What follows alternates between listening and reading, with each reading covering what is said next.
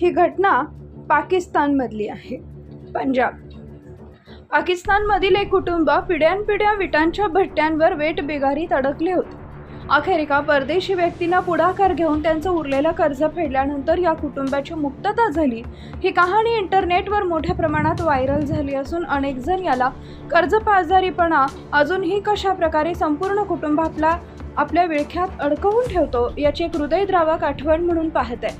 जिथं मुलं त्याच बिनपगारी मजुरीत जन्माला येतात, जी त्यांच्या पालकांनी आणि आजी आजोबांनी कधी काळी सहन केली होती. या घटनेमुळे पाकिस्तानमधील वीटभट्टी उद्योगातील वेठ बिगारी आणि आधुनिक काळातील गुलामगिरीबाबतच्या चर्चेला पुन्हा एकदा तोंड फुटलंय. जिथे उच्च व्याजदर, कमी मजुरी आणि कर्जाच्या नोंदींमधील फेरफार यामुळे कुटुंब अनेक दशकं अडकून राहतं.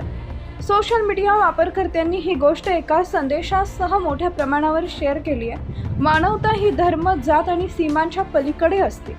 खरोखरच जर मानवता धर्म आपण बाळगला पाहिजे. ही घटना जरी पाकिस्तानमध्ये असली तरी पृथ्वी तलावर मानवता, धर्म, माणुसकी आपण दाखवली पाहिजे. हा परदेशी पर्यटकांनी अक्षरशः त्यांना या गुलामगिरीतून मुक्त केलेला आहे आणि ज्यांनी कोणी अशा प्रकारचं कृत्य केलेलं आहे त्यांच्यावर कडक कारवाई केली जावी अशी मागणी संपूर्ण जगातून होत आहे. कारण हा व्हिडिओ सोशल मीडियावरती प्रचंड व्हायरल झालेला आहे.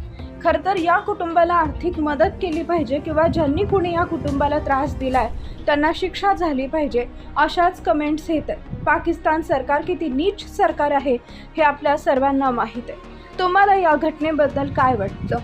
तुम्ही माणुसकीच्या दृष्टिकोनातून या घटनेकडे कसे पाहता हे सुद्धा आम्हाला कमेंट बॉक्समध्ये जरूर कळवा.